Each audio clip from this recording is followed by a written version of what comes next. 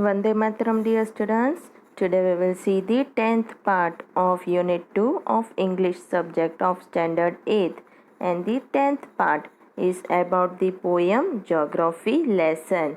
तो बच्चों अपने इस वीडियो में क्या देखेंगे? एक पोयम देखेंगे। तो किसकी? ज्योग्राफी लेसन की। ओके, तो बच्चों पहले अपने देखते हैं कि can you imagine what your city would look like if you saw it from 10,000 feet above the ground. तो क्या कह रहे हैं कि बच्चों क्या आप सोच सकते हो कि अगर आप धरती से पृथ्वी से 10,000 फुट की ऊंचाई पे जाओगे और वहाँ से आप अपनी सिटी देखोगे तो कैसा लगेगा आपका शहर आपको? 10,000 की फीट की ऊंचाई से neatly planned and perfect in proportion like a geometric design. It would strike you as something very different from what it actually is while you are in a thick of it. तो आपको क्या लगता है, कैसा लगेगा कि बहुत अच्छे से प्लान किया हो, अच्छे से सब प्रोपोर्शन में हो, यानी अच्छे से भाग पाड़े हुए हो, जैसे ज्योमेट्रिक की डिज़ाइन होती है, राइट। पर आपको बहुत अलग लगेगा कि जब आपको सही बात पता चलेगी कि आपने क्या सोचा था और आपको क्या दिखाई दिया, right. Here is a poet's description of just such a view of the city and some questions that come to his mind.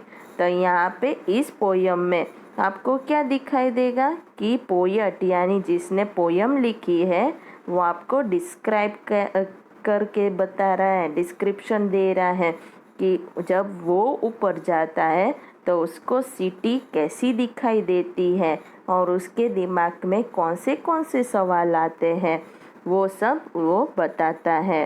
Okay, तो शुरू करें पोयम।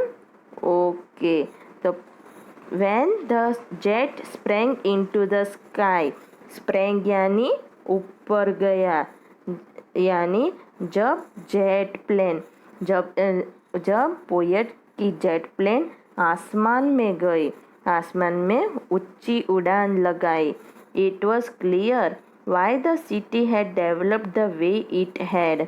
तो तब उसे पता चला कि सिटी इस तरह क्यों विकसित हो रही है।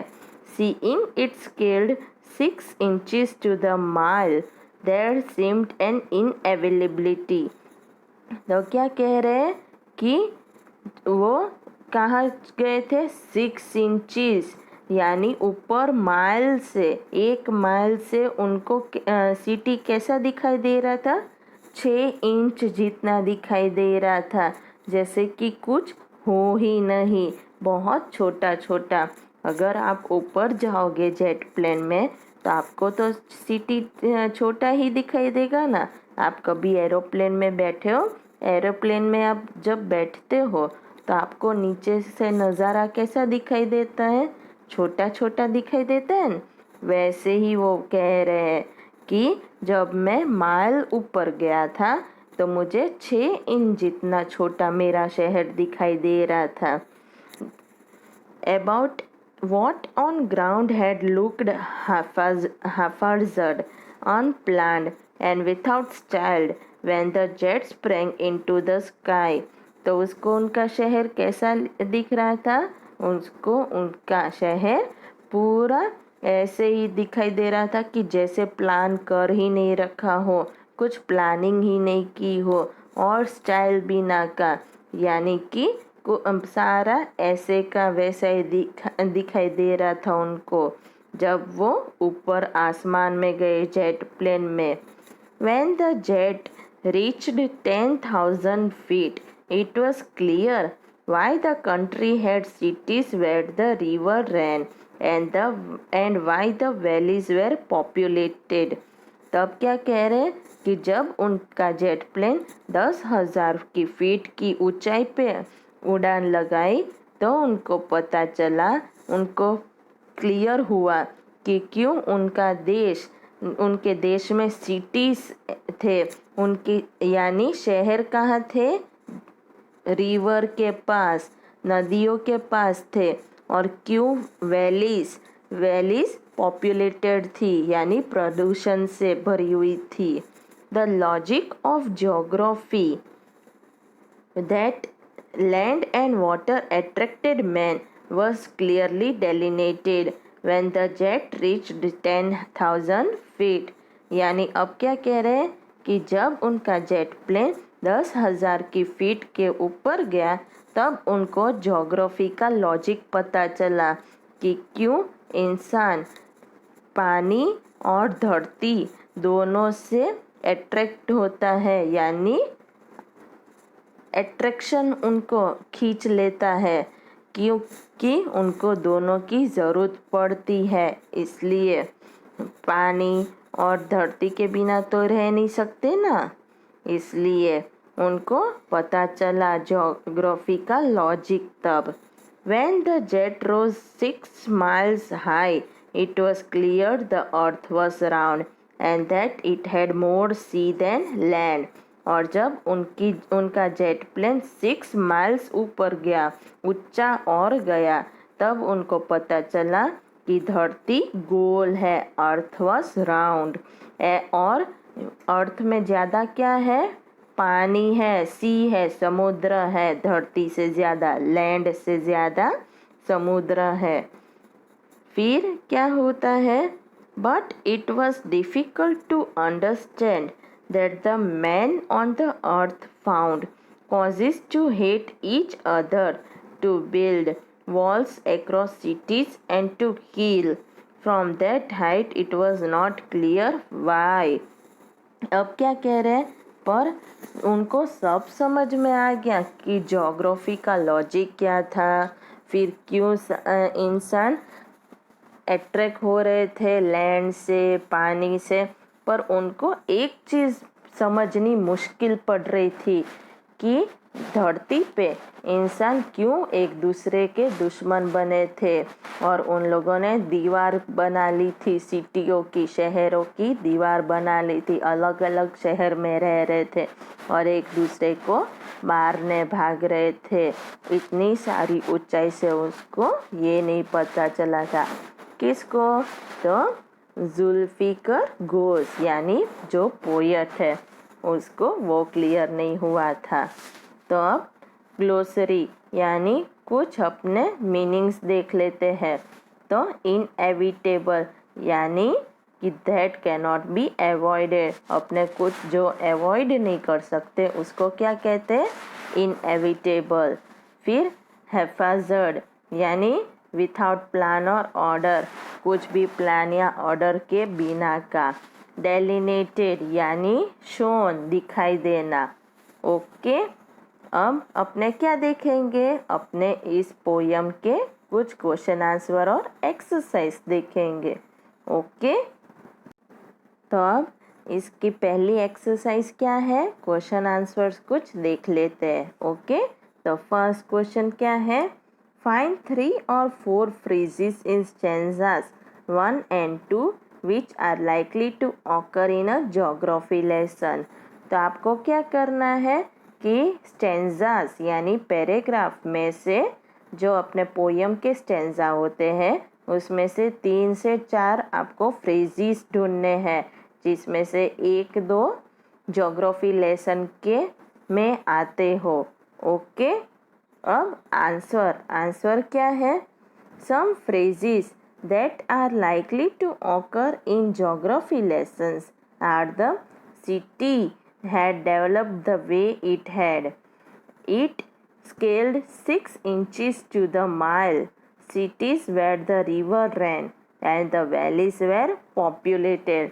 तो अपने ज्योग्राफी से कुछ रिलेटेड फ्रेजेस जो इस पोएम के स्टेंजास में आते हो वो कौन से हैं? Cities had developed the way it had, it scaled 6 inches to the mile, cities where the river ran and the valleys were populated। Okay, तो ये ज्योग्राफी के रिलेटेड लाइंस है, फ्रेजेस है। ओके, अब सेकेंड क्या है? तो सेकेंड है seen from the window of an aeroplane the city appears. तो एरोप्लेन के खिड़की में से अपने जब शहर को देखते हैं तो कैसा लगता है? पहला, as haphazard as on ground, as neat as a map, as developed as necessary. कौन सा? पहला क्या है कि ग्राउंड पे कुछ अनप्लान्ड हो ऐसा लगता है, या फिर मैप में जैसा हो वैसा ही, या फिर जिस तरह अपने ज़रूरियत हो डेवलप करने की उसी तरह विकसित होने की। तो आंसर है as developed as necessary, third one. कौन सा? थर्ड वन है answer. Okay, as developed as necessary. अब third one, which of the following statements are example of the logic of geography? तो अब फॉलोइंग नीचे दिए हुए सेंटेंस में से ज्योग्राफी के लॉजिक का एग्जाम्पल कौन सा है? तो पहला वाला, पहला क्या है? There are cities where there are rivers. जहाँ नदी होती है वहाँ पे शहर होते हैं। फिर दूसरा क्या है? Cities appear as they are not from 6 miles above the ground। तो अब जैसे 6 माइल्स ऊपर से अपने जब देखे ग्राउंड को तो जैसे शहर होते हैं वैसे नहीं दिखाई देते। अब थर्ड वन क्या है? It is easy to understand why valleys are populated. तो अपने आसानी से समझ सकते हैं कि वैलीज क्यों पॉपुलेट है, क्यों प्रदूषण से भरे हैं, क्यों? क्योंकि शहर पास में होते हैं इसलिए। और फोर्थ वन क्या है? It is difficult to understand why humans hate and kill one another. तो ये समझना मुश्किल है कि इंसान क्यों एक दूसरे को हेट करते हैं, नफरत करते हैं और एक दूसरे को मारना चाहते हैं। और पांचवा क्या है? The earth is round and it has more sea than land. तो अर्थ राउंड है, गोल है, और क्या है? ज़्यादातर समुद्र है धरती से। तो आंसर क्या आएगा? आंसर में आएगा first, third and fourth one are correct statement. कौन से है? तो फर्स्ट वन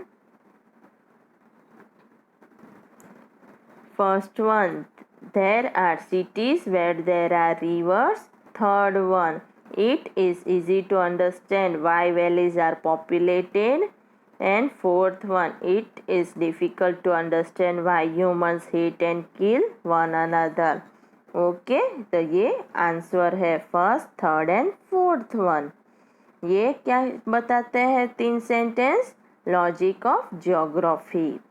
अब fourth question, mention 2 things that are. आपको 2 चीज़ बतानी है। कौन सी? First one, clear from the height, यानी ऊपर से भी वैसा ही जो साफ दिखाई दे। और second, not clear from the height, यानी ऊपर से साफ नहीं दिखाई दे। आंसर क्या है? तो पहला, from the height it was clear why the country had cities where the rivers ran and why the valleys were populated. तो ऊपर से क्या दिखाई देता था साफ कि क्यों देश में शहर कहाँ है? नदियों के पास, और क्यों वैलीज पॉपुलेटेड है। It was also clear that the earth was round and that it had more sea than land. और ये भी साफ दिखाई दे रहा था कि अर्थ राउंड में है, गोल शेप में है, और क्यों ज़्यादातर सी है, समुद्र है लैंड से ज़्यादा। अब दूसरा क्या है? From the height, it was not clear why the men on the earth found reasons to hate each other. ऊंचाई से ये पता नहीं चल रहा था कि इंसान धरती पे क्यों एक दूसरे को नफरत करने के कारण ढूंढ रहे थे. It was also not understandable why men had to build walls across cities and why they had to kill. और ये भी समझ में नहीं आ रहा था कि क्यों इंसान शहरों की दीवारें बांध रहे थे एक दूसरों के बीच और वो मारने भाग रहे थे एक दूसरों को. ओके, तो अब आपको यूनिट 2 का ज्योग्राफी लेसन की पोयम समझ में आ गई, उसके क्वेश्चन आंसर्स एक्सरसाइज समझ में आ गया. ओके, आपको क्या करना है, समझना है और एक्स्ट्रा रफ नोटबुक में लिखना है. वंदे मातरम.